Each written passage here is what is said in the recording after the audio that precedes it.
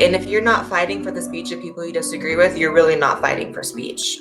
That's why I don't have to be religious or even have any, overly religious people in my life to say, no, I want every religion to have their right to practice.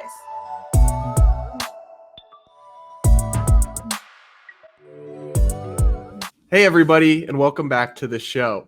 I've got actually one of my first repeat guests. I think only my second repeat guest on the show today. I have the one and only Blaire White, who was one of my first guests on the show and joins me again today. Blaire, thanks so much. Thanks for having me again. I was saying before this, I consider myself one of the OG guests, and I'm just really proud of you and happy that the podcast is growing. Yeah, it is. And having you on early, that was one of our highest viewed, most in demand episodes. So you are part of the OG crew and you got the food takes off the ground too. But one of the reasons I always wanted to have you back, you're a great guest, but the reason I wanted to have you back this week was because of what's going on in Washington, D.C. right now. So for people that don't know, House Democrats have passed the Equality Act. And now it is in the Senate up for debate. President Biden supports it. It probably won't ultimately pass the Senate. It would need 60 votes. But this is a big question of debate. And for people who don't know, the Equality Act would add gender identity and sexual orientation to federal civil rights law. But it would do a lot more than that. It's very sweeping and it has no exceptions at all for religious liberty. So, Blaire, what's your kind of big picture take on the Equality Act? Well, I think that in America in particular, and certainly places like Canada and the UK, anything that is cloaked in the term civil rights or LGBT rights, anything in the interest of minorities, it becomes unquestionable, right? It becomes, if you're against it in any possible way, that must mean you're against that group of people. And unfortunately, like you said, the Equality Act is quite sweeping. It doesn't offer any protections for religious liberties, which is, a hallmark of this country. It should include it. It's unfortunate that the pendulum has to swing so far, right? Like that we can't hold two thoughts in our head at once, that the rights of LGBT people are indeed incredibly important. I grew up in an era in the early 2000s where it was very different than how it is now. It very much was religious people oppressing LGBT people. That was the mood of it back then. That's what was happening. And while it still, of course, is happening to an extent, I think what you see a lot of more now is this pendulum going the other way, where you're seeing stories of gay people going to bakers they know won't serve them, of trans people requesting intimate services from people that they know, may have a religious exemption. And it's unfortunate that we can't all just see each other as people. I personally feel like the Fairness for All Act was a better alternative. While it wasn't perfect, it actually did take religious liberties into account, whereas the Equality Act completely does away with them. Yeah, I completely agree with you. I wrote about that for the Examiner, but for listeners who don't know, the Equality Act is something interesting. The Fairness for All Act is an interesting alternative. What it does is it does something very similar to the Equality Act. It adds sexual orientation and gender identity to federal civil rights law, but it has clear exceptions for religious schools, for religious cemeteries, and then it only applies the rules to businesses with 15 employees and up, which is what federal civil rights law currently does. What the Equality Act would do was apply civil rights law to individuals. If you are doing nail salon services out of your house as just one person, you are under the Equality Act bound by law. If you're renting out a room in your home, you're bound by civil rights law under the Equality Act. So it's a huge expansion. And I guess for me, the question was always like, it is hard, right? Because they frame the opposition to the Equality Act as you oppose equality. Now, look, you're trans, I'm gay. Obviously, we don't oppose equality. It's just kind of nonsense. But I don't support any legislation that seeks to find those religious people that we disagree with, right? You and I pretty much disagree with them. And instead of convincing them, crush them with the law, right? So how do you view the approach of the Equality Act versus your own approach when it comes to people who are still staunch traditionalists and disagree with us? Man, I see people as people. I know people think that's such a cliche thing to say, but I have definitely encountered religious people who maybe would have questioned me throughout my life, maybe more so before I transitioned, to be honest. When people identified me as like a gay or feminine male, I got a lot more of that. But, I've always just kind of innately understood, like, these people are coming at it from their experiences in life, what they know and what they don't know, obviously, about people like us. And I've just always approached it with, empathy. Like, I've always almost in a way felt bad when people, exhibited cruelty towards me because of who I was, because I always saw it as, wow, that person's really lacking something, or wow, that person's really uneducated. And again, like you said, the approach now isn't to do that, it's to crush people with the law. And here is one of the biggest downfalls, in my opinion, is that you never really hear trans activists speaking about, or LGBT activists speaking about, unemployment within the LGBT community, specifically trans community. But it is a really big problem. Instead, they focus on superficial things like pronouns and, superficial things. I'm much more concerned with unemployment. And what this Equality Act does, it actually turns trans people into liabilities. Like, who is going to want to hire someone that all of a sudden you have to be fearful that you might say or think the wrong thing around them, and suddenly they can, shove the law at you? It's very much a double-sided sword, and like many things these activists do, they shoot themselves in the foot. I've never been religious. Religion's never been part of my world. I don't have, an edgy atheist past. I don't have a religious past. I'm literally just a person who religion has really never affected me much, at least for my own personal life. But I've always respected religious freedoms, and I've always kind of understood that certain people need that, like it's very essential, not to use a pun with how everything's happening in the world, but it's very essential to people. It's also why, even though I never have enjoyed church and I don't agree with a lot of things that happen in churches, I also have fought for churches to reopen during COVID, because these are essential things for people, and people really value their religion. And I think we're just in a different time where a lot more religious people get it than people think and give credit for. I think people are very much hung up on the stereotypes from the past when it comes to religious people. And while those people still exist that will dislike you for being gay or trans or bi or whatever, honestly, it's far and few in between these days. So one thing that I think it matters is you and I both know how important the First Amendment is and free speech is, right? We've both had threats to our free speech in terms of people trying to shut us down, people trying to.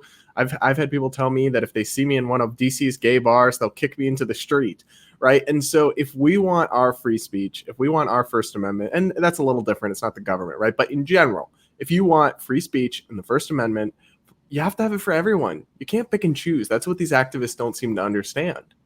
Right. And if you're not fighting for the speech of people you disagree with, you're really not fighting for speech. That's why I don't have to be religious or even have any, overly religious people in my life to say, no, I want every religion to have their right to practice. Even religions that are still more so in, we talk about Islam sometimes and how sometimes they are a bit behind when it comes to the way Christianity is kind of reformed around LGBT people. I think Islam still definitely has to catch up. I still fight for them to practice what they practice, as long as you're not impeding on me and my life. And again, we go back to like the pendulum swinging. I think a lot of this is retribution for, the way LGBT people have been treated by religious people in the past. And it's just unfortunate that I guess people can't go into things with holding two thoughts at once. Yeah, you can't heal through revenge or through retribution. You have to actually balance out in terms of equality, not in terms of, okay, now's our turn to oppress. And so one other concern I have with the Equality Act, and I'm curious for your thoughts on this, is it actually literally redefines the term sex under federal law to include self-ID. Now, I've always had the understanding of transgender issues and transgender people that your gender identity is distinct from the biological sex you were born as. And that if you have that, if you are like that, then you live as the opposite gender and transition, and that's what's best for you as an adult, and power to you. But obviously the concept of biological sex does exist. I think you and I both acknowledge that. And this law would erase it. It would say sex is totally malleable, subject to self-ID under the law. That's just wrong, isn't it? Yeah. And, I often say it makes trans people look like the flat earthers of gender. Like, you can't just deny a basic fundamental fact of life, which is that biological sex exists. Like, what they're really asking you to do is to pretend as if in humans, there's no biological sex, but in every other species on the planet, it's different. Like, we can observe differences between males and females in every species of animal on the planet. But for some reason, we're supposed to suspend that basic idea when it comes to humans. Doesn't make much sense to me. And, I don't think that the concept of transgenderism or transsexuals and biological sex are mutually exclusive. I actually think that they reinforce each other. Can you explain that? How so? Yeah, I, the only way I can describe, it just seems like common sense to me. I don't know. So I'm sorry for laughing, but the only way I can describe like me being trans is like I was born one way and now I'm a different way. Like, not that I've completely changed my biological sex, you can't do that, but you know, you change the way you live because you were born one way. So when you take that away, doesn't that kind of take away being trans? But now we're on this new wave of like, you don't need dysphoria to be trans. There's no biological sex. Men and women are exactly the same. It's just the constant gaslighting, which is lies, and the expectation to feed into, believe, and reinforce those lies. Otherwise, you're canceled, you get attacked, you get treated as though you are some sort of oppressor. We're talking about retribution here. It's going to come back. I cannot see everything that is happening right now in terms of LGBT issues not having some sort of retribution in the future when maybe like a much more conservative government is in power here. Like, I can't see it not going bad. You have to think of the optics to some extent, because when you're pushing things on people that are really to the extreme, it triggers, rightly or wrongly, it just triggers backlash. That's just how the world works. And I think the conversation about biological sex is interesting because for me as a gay person growing up, I always felt like trapped by biological sex. The reality of it, like I'm biologically male and I was only attracted to people that were biologically male. And the way that you understand transgenderism and transgender identity does not conflict with that. But the way that they describe sex as not being a thing, well, then what is homosexuality? Like, what? Why can't I just choose to be straight then? It erases everything. It erases bisexuals, it erases gay people, it erases trans people, and it's all in the name of protecting those groups. It really makes no sense, and it just feels like we're on this train to nowhere.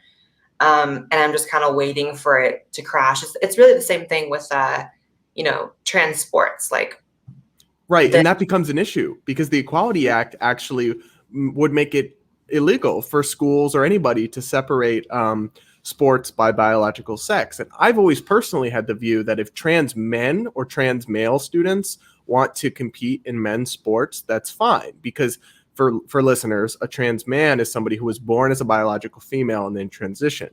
So there's no disadvantage. There's actually a disadvantage for trans men in men's sports based on science and biology. But in the opposite case, there is obviously biological differences that don't go away if you transition, especially because they're saying you don't even have to transition.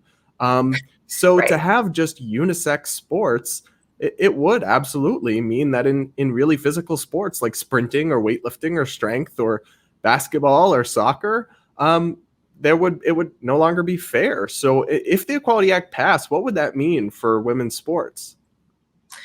Well, I think it's unfortunate that the LGBT community, well, I won't say the entire community, because within that, there are individuals like you and myself, and there are a lot more people like us than people like to acknowledge. People are just genuinely silent because they don't want to face the backlash that you and I know very well that we get.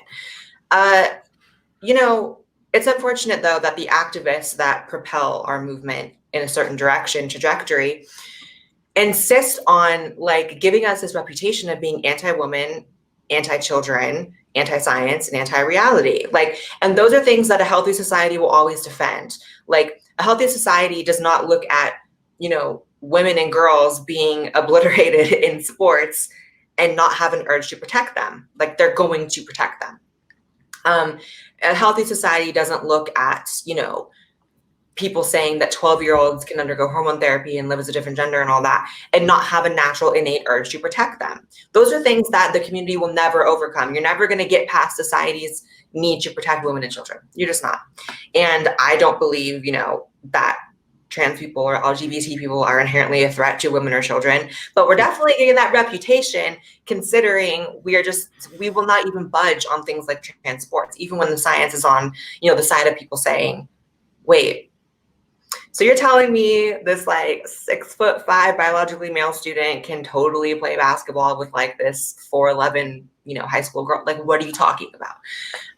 It's really just, it's upfront. You can just see it. And I think that there has to be some push and pull here, and the community has to give a little bit. Like, we can't just dig our heels in and be so, black and white about these issues. Yeah, And I will say, like if a trans person transitions, even though I don't personally agree necessarily with, trans people transitioning before puberty or during puberty, there are some cases where it ends up okay, but it's just impossible to know. It's like a dice roll. But if someone does transition in the middle of puberty or before puberty, like likely they won't have any noticeable advantage. But the problem is many of them have not transitioned, don't have intentions of transitioning. And then you go to adult sports and many of the trans women in those sports are not on hormones or don't transition. So it's an issue. Or if they transition after puberty, my understanding is there's some advantages that don't go away. Absolutely. You think of things like wrist size, height, bone density, just everything, that testosterone living in your body for the first, 25 years or whatever of your life, like it changed you. Like yes. You have a larger exoskeleton, you just are more athletic. That's just how it is. So obviously there's exceptions, but I have a little bit of mixed feelings about this because on one hand, I completely agree. I think it's fair to have, these rules about biological sex in sports. On the other hand, I do think that, just for that example, when I played high school soccer varsity, right? And we were not very good, the boys team. We lost more games than we won. The girls team was excellent. They won most of their games. And when we scrimmaged them, we'd beat them 4-0. It's like we were just fast. They were more skilled, but we were faster and stronger. Like that's just that's just reality. So in one sense, I totally agree with this argument. I do feel though, like conservatives can be really hyperbolic about it sometimes. Like they'll be like, Equality Act would be the end of women's sports. And I don't think there are some, we've seen some like in Connecticut. I don't think there's lines of trans people at every high school waiting to go in other people's sports and win. It would happen and it would be unfair, but I feel like we overstate it and can be alarmist about it sometimes. What do you think? It does often get to that level. It does get overstated. I saw some conservative on Twitter today. I forget her name. Her name was like Liz something, but she was getting it, not Liz Cheney. She was getting attention on Twitter for saying that like trans people are demonic and there's no way else to look at it. And we have to approach that with legislation. And I'm like, y'all are crazy. So there is, again, I always try to say these issues are not black and white. These issues have a lot of nuance and, every sports team, women's sports team is not full of trans people trying to get in. And, every bathroom is not full of Jessica and Eve's trying to get in. In fact, that's even more rare. But it is completely fair to say that it is harming, women and girls. Like, there are videos of, teenage girls speaking out. And I personally know some people that have their kids, or they did before the pandemic, in public school. And, because of who I am online and what I'm known for speaking out about, they'll come to me and be like, so they just put 3 trans people on my kids' team. And it's a problem, but no one's admitting it. Like, am I wrong for this? And, it's just about trying to legislate in a way that is okay for everyone, which is like honestly impossible in the era we're in, but I hope we sometime get to it. Yeah. And that brings up, you mentioned safety there for 1 minute. I do always take issue with what conservatives say about trans people and safety. They're like, we need to protect women's locker rooms and women's bathrooms from biological men going in them. That would endanger the women. That's just wrong for a few reasons. One is that, like, if you're a rapist or a criminal or a predator, you're not going to be like, oh, well, the law says I can't go in that bathroom. Right. So I guess like changing the law isn't going to affect criminals. And then the flip side of that coin is people like you, it would be unsafe for you to go into a men's locker room in some places, right? Like that makes no sense. So I feel like this black and white narrative when it comes to the safety stuff doesn't make any sense. Absolutely. And just statistically, even throwing out like all the Jessica and Eves or people that maybe like assume a trans identity for whatever reason, looking at actual trans people, statistically, we are just not perpetrators of violent crime like that. Like it's just not a thing. If anything, it's the opposite, that we are statistically often victims of those crimes. And so again, I completely agree with that. Like treating all these situations like there's going to be predators in the bathroom. It's just not a thing. If you're willing to break the law to rape someone, you're really not going to care about like what is it even a misdemeanor to go into like an opposite gender bathroom? Like, is it even like a law you're breaking? Like, no one cares about that. And bathrooms are not hot spots for rape. But I think it goes back to something that we talked about a little bit in your last podcast that I was a guest on, that like a lot of conservatives just have never met a trans person. Like their only concept of it is, online and the clickbait and the crazy activists. Like they just have never met anyone, like you think of gay people, like everyone knows gay people in their life. Everyone has, the gay uncle or the gay cousin or their gay friend, everyone, lesbians too.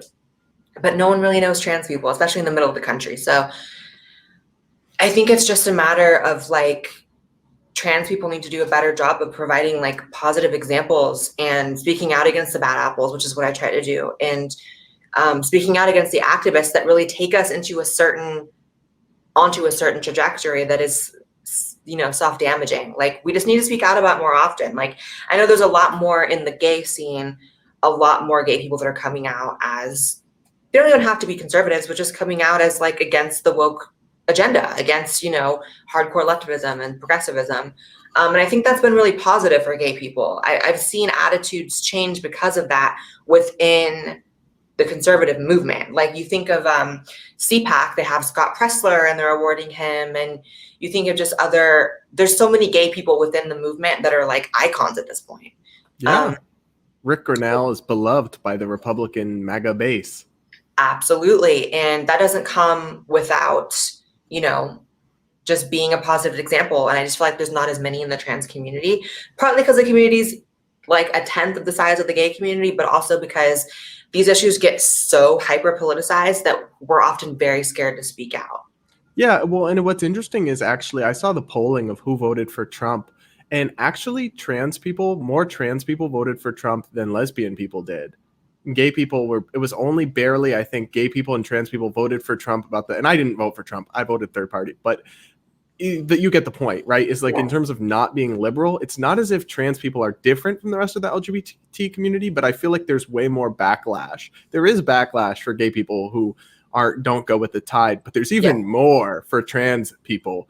And I mean, there's a couple people, including yourself, but there's very few. And that's probably part of why the trans activists, not everyday trans people, but the activists, they're the most vicious ones in terms of attacking other trans people who speak out, or even other gay people or an LGBT who don't bow to their narrative. I'm thinking of like Charlotte Clymer on Twitter. Charlotte is one of the meanest bullies on the internet. Nasty. And I think people in my community see like the backlash I get and they don't want even a portion of it, right? Like I think I've become sort of this example of what happens when you are trans and like step outside that narrative, because there really is not many other people that have.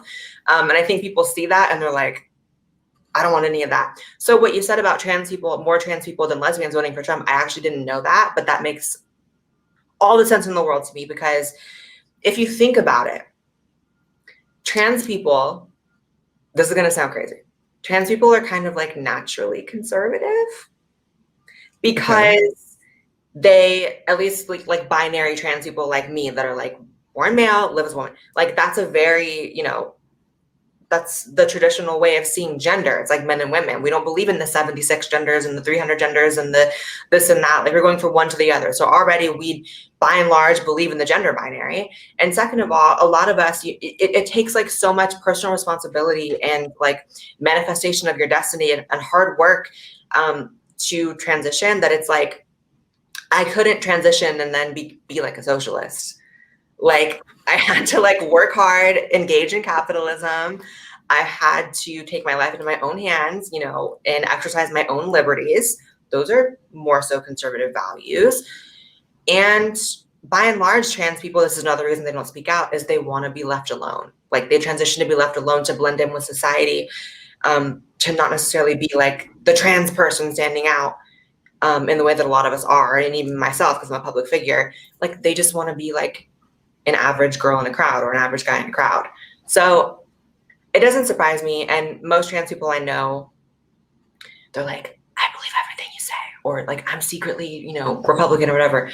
It is what it is. People don't believe it. And I say it and people like roll their eyes, but it's so true. I get a lot of that too from gay people and from, to a lesser extent, lesbian and trans people who will DM me and send me long Instagram messages, or I saw you on TV. I can't believe there's somebody like me who says Yeah. this. Thanks for speaking out. I would, but I'm afraid my friends would all reject me. And it's like, it's just sad, honestly, like Yeah. that people truly are intolerant. And it's not only, I think, like liberal woke gay people and LGBT people, that it's just a common problem in our society, Yeah. in terms of not viewing people who disagree with you politically as like, I can't be friends with them, or demonizing them. And it's sad because it's like, I play in sports leagues and I'm now only in all straight sports leagues because I tried to play in a gay soccer league and was kicked out of it for being transphobic. um, Ugh, the drama. well, because I Imagine. wrote, so they, of course they ignore all the articles I've written over the years, like pro trans, in terms of anti-military ban, other stuff like fairness for all, and they just looked at the one that I wrote about child transitioning, where I Mm. was like, irreversible medical changes for underage people, not the best idea in my opinion. They were like, oh well, you can't, your presence on this team endangers, they didn't even have any trans members, they said it endangers prospective future trans people who might join the team, endangers their safety for me to be involved. See, So now it's like the only place where I was accepted was an all straight men's team. right. And there is this up and coming trans influencer right now that I am friends with. His name's like The Offensive, and it's like the T slur. I don't know if I can say that on your podcast, but it's like the T slur with the Y at the end.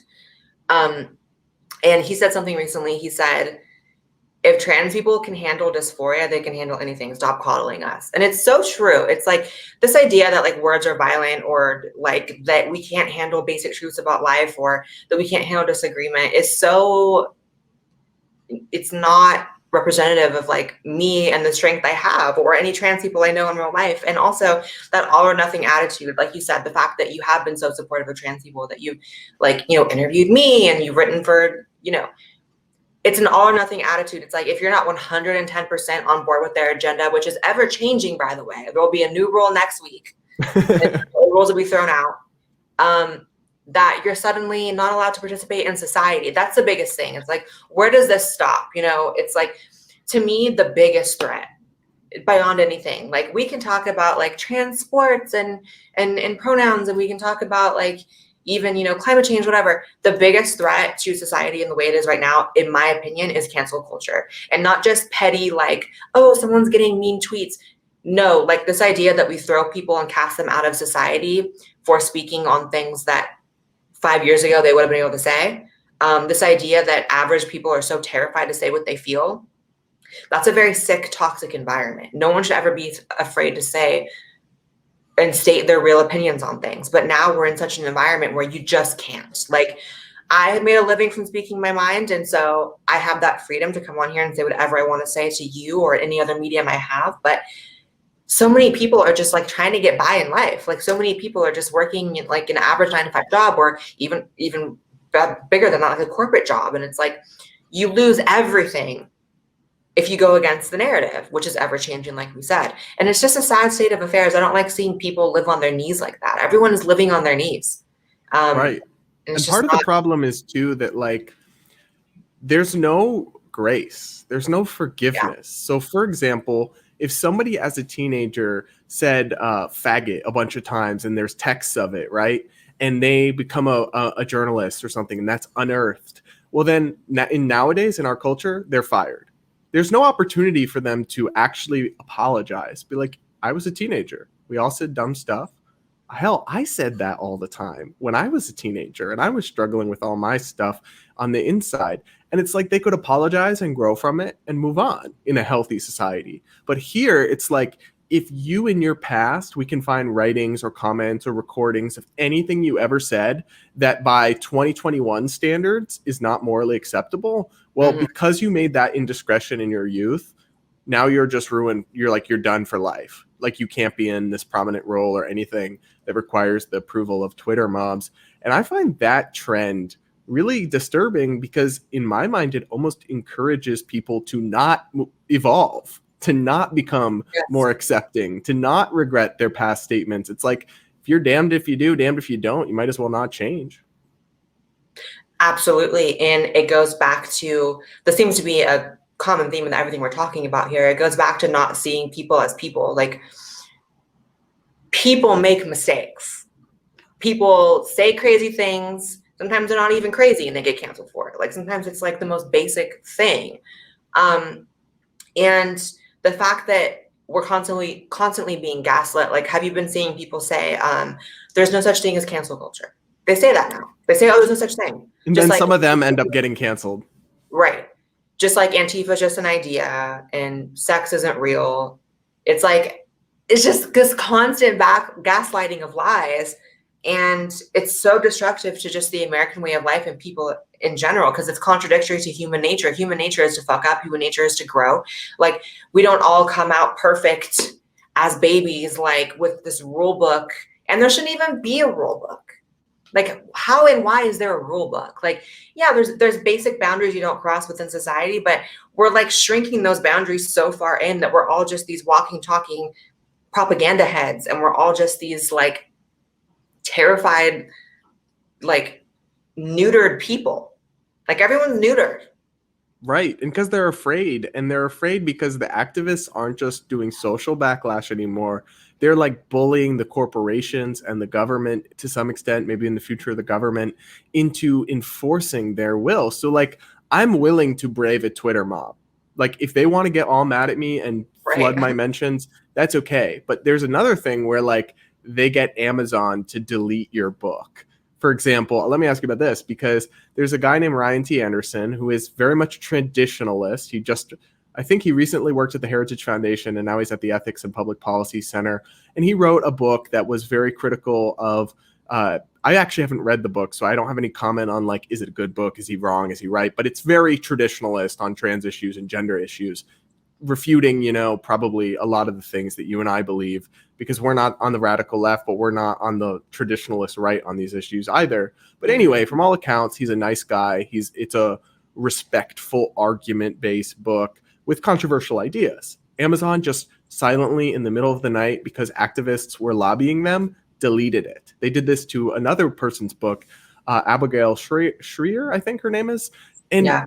Isn't this disturbing that, like, even if you and I were to read these books and disagree with half of what's in it, they should be allowed to have a book for sale. We should exchange the ideas and debate them. Book burners are never on the right side of history. Never in history have people who wanted books to be destroyed, ideas to be erased, been on the right side of history. And if people don't understand that, that's probably because they never paid attention to history class. Like, I don't know what to tell you, as a general rule, if something is, if there's a big push to ban a certain thing, like, I actually want to check it out more. Like, I have heard of Abigail's book and the other one you discussed, and I want to look at them more because of that. Like, the idea that an idea simply shouldn't be heard is way more toxic than the idea itself being bad, right? Like, the damage that it does to a society that we're erasing things and burning books, that's so much more worse than any damage that book could have done by just being allowed to be read and consumed and digested in the way that it was meant to be. And again, it's like, who said we can't handle it? And a big problem is corporations as well, and businesses who give in to cancel culture, because that really just perpetuates it. And a lot of them are very weak. I've seen people, I've seen corporations and businesses and brands like drop people because they've gotten like a couple mean tweets. Like, a lot of these brands. Okay, here's the thing what I've learned, because as an influencer and someone who makes money working with brands often on YouTube and Instagram, whatever, I have seen the way in which a lot of these brands operate and the type of people that work in them. And a lot of them don't really know how social media works. They don't really know how the internet works. And they're just like very, it's hard to explain, like black and white in terms of business. Like, if it's making money, it's good. If it's not, it's bad.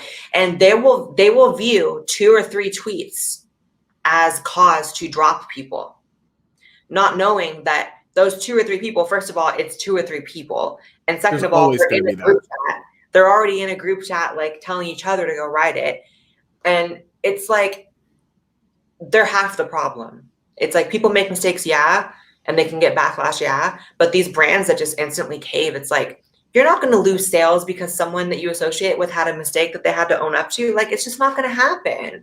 You know, if Chick-fil-A is still thriving with all of the like backlash they've gotten, like, and the hate that they get, like, then you don't have to drop everyone because someone you work with had a mistake 10 years ago, or even last week. Yeah, I agree. And I think they just have to have some guts and not be so risk averse, because it's going to cause the opposite. Like, I'm not buying things from companies that just are chicken shit and won't even stand by someone. So, for example, I'm considering, and the only reason I haven't done it yet is because I can only watch certain soccer matches through ESPN Plus, but I'm considering canceling Disney Plus because they fired Gina Carano for no reason. Yeah. And it's like, I'm not a huge boycott person, but at a certain level, if this keeps going, these brands are going to get backlash from non-woke America for just constantly caving to these crazy mobs. Yeah, it's already too much. Like, what we're living in right now isn't sustainable. Like, the atmosphere, the cancel culture, and it's, I don't know what people expect. Like, it's only gonna get worse. This train doesn't just stop. And throughout history, it's like people say cancel culture like it's this new thing. Like, no, not really. I mean, it's like we've called it different things in the past. Like, you have governments that have disappeared people, like Cuba, and you know, people. It's like that's where it eventually goes to. And I have a hard time wrapping my head around people who don't understand that like it really is a train that only goes in one direction. And at some point, if we don't all as a whole try to stop it, we're going to be in a really, really, really ugly place. We already are, but it's going to get way worse. I do think it's the biggest threat to freedom in America right now. So that's a good place to wrap up kind of the serious talk. I am curious because now you're on your second hot food take that everyone who comes on the show has to share. So remind me, do you remember what your first one was? I'm blanking. It was that I really enjoyed eating top ramen just out of the packet, like without cooking it and no seasoning, just the noodles, I think. That's still gross. But okay, hit us with your second hot food take, Blaire. I think strawberry ice cream and anything that is not just a strawberry by itself, like strawberry flavored anything, is disgusting. Like, I hate pie. I hate pie as well. Maybe that's my take. I hate pie. No, pie is amazing. It's my favorite part of Thanksgiving. Boston cream pie, cherry pie, strawberry rhubarb pie, apple pie with ice cream. Oh, I've probably never disagreed with a food take in 30-something episodes of this podcast more than that, Blaire. Pie is disgusting. Every time I eat it, I want to throw up. I will take a cake over a pie any day. I don't know what it is. I hate it. Ugh. That's just the worst take, but hey, that's the point of this part of the show. So also for everybody, if you like this conversation, make sure you're following Blaire on YouTube. That's your huge channel over there. That's the main thing. It's Blaire White. She also has a second channel, Blaire Black. Links to both of those will be in the description. And then you can follow Blaire on Instagram and also check out her podcast, The Blaire White Project. Blaire, do you want to tell people a little bit about your podcast and where they can check it out? Yeah, so I just launched a podcast, The Blaire White Project, a little spin on The Blaire Witch Project, a movie I've never seen, by the way. Everyone asks me about it because my name's Blaire. I've never seen that movie. And honestly, it was just out of an attempt for me to have more open and honest discussions and about topics that YouTube might not find so friendly because YouTube is quite restrictive. And just feel like more like long form content. You know, I think the way the YouTube algorithm works, it's you definitely tailor things to like 10 or 15 minutes. And to me, it just wasn't fulfilling enough. So I like doing like long form discussions. I've interviewed my best friend, JC Mondowicz from Big Brother. He escaped communism. I've interviewed Lauren Chen so far. I'd love to have you on at some point. And yeah, just like long form Blaire instead of just the 10-minute YouTube videos. Yeah, well, because this video will definitely get demonetized when I post it to YouTube. You for think? Sure. Yeah, absolutely. It has Blaire White in the headline, okay? All right, so that is it for this week, guys. Make sure you go ahead and like and leave a rating and review on Apple Podcasts, subscribe on Spotify. If you're watching us on YouTube, click the subscribe button, leave us a like. And Blaire, thanks so much for coming on, and we'll catch up again sometime soon. Thank you so much for having me.